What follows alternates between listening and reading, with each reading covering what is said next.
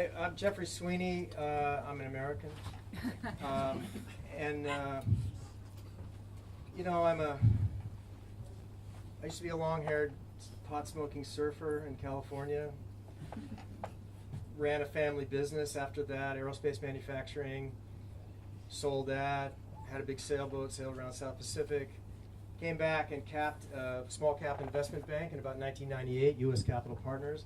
And so we've been scaling that business since that time. I've been an entrepreneur basically my whole life, so I can relate to startups and entrepreneurial activities. So our company, we're in American parlance, we're a licensed broker-dealer, so we're under SEC regulatory supervision. We also have a wealth management division. We've got about $400 million overall under management. So we're under kind of consumer wealth management, investment advisory, supervision. And then we're a broker lender because we have funds. We've managed funds. So we're under broker. We're a lender as well. So we live in, and then my prior life I was in aerospace, which is highly quality regulated. So regulation is in my genes now. And so moving over to finance from aerospace was not that big of a deal. But what I brought, I talked to Annette. Is he here? Annette? He's gone. Oh, he left. Well, we were talking last night about compliance, and you know, way back in my past life in aerospace, you would have aerospace compliance inspection all the time. Compliance was around quality. Because people's lives, not their financial lives, their physical lives depended on what you did, right? And so aerospace has a miraculous quality history. I mean, deaths per million miles are minuscule. They're actually a miracle, right? So, but how they achieve that is having a complete quality system. So you would have inspectors come in on a regular basis, survey your system, criticize them. The popular wisdom in the space was they were an annoyance. But we changed it. I've always had a little different attitude because I'm more of a philosopher than anything else. And so we used to we changed our thinking. So we would embrace our regulatory inspection and consider it to be a free, 6-digit review of our quality system.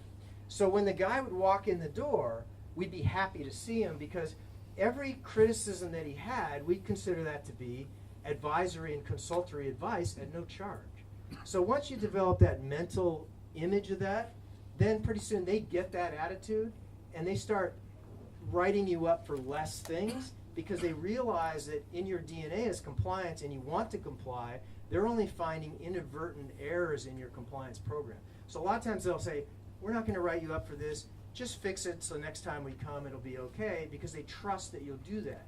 And they end up focusing on improving your quality system as you go. So I've taken that same attitude into investment banking, and we have a fintech platform for we are licensed to distribute securities, right? So we have a fintech platform where you can look at our current offerings. You can download documents and things like that and look at the investment. Which is relatively new. We're under the new Jobs Act general solicitation laws in the U.S., Reg C it's called. So that's like a new thing. So what did we do? So we invited the regulatory body, or the SEC. We said, look at what we're doing. What do you think about our communication? Does this look appropriate to you? Should we be talking to investors like this?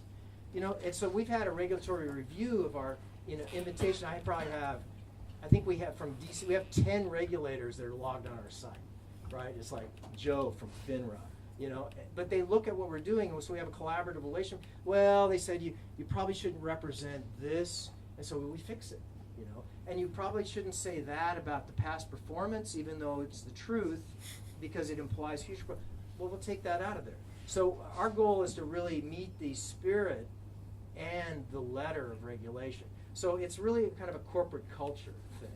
And if you start instilling that culture in the beginning, then when you come to a decision, you're going to look in the reg book, but you make the decision first. Well, what's the philosophy behind the regulation? And in our business, investor protection. That's the overriding. Clients, they could care less about. If you hose your clients, they don't care. If you hose your investor, they will fine you for the rest of your life, right? So everything we look at is this investor protection? Does this meet the spirit of investor protection? And you say, this is how we'll do it. Then you look at the regulation and go, did we cover everything? Chances are you're within the bounds if you have that, if you understand what the philosophy is behind it. But anyway, so they give you a little, that's pretty much what we do. So full service investment bank. But I say it's compliance is really a corporate culture. Who are you? Who are your clients? Who do you have a fiduciary to? And you'll be surprised that the regulation will not seem as burdensome when you come from that perspective. Excellent. So time for a couple of questions. How do you accommodate new regulations coming in? So it's all running along nicely now. Something new and a bit unknown, a bit perhaps a bit ambiguous comes in. How do you handle that? Well, we're blazing new territory, right? Because we're under Reg C. What's it been around for 18 months, maybe? So what you do is my compliance has a very close relationship with the regulators in San Francisco, which is a good place because they're more savvy. It's a regional regulation, so they're more savvy with the tech part of offerings. So we just interface them. They go, look, here's our platform. What do you think? And they go, oh, we don't know what to think. Well, let's work together and see how this meets your requirements. So it's a collaborative, but we're not in bed with them. No, but you collaborate. That's how you do it, because then they tell you what's changing or whatever on a proactive basis. Cool. Time for one more at this point. Yeah. How do you get the regulators to engage with you, to actually consider you a partner worth discussing stuff with? Well, of course, we have internal compliance, like people, right?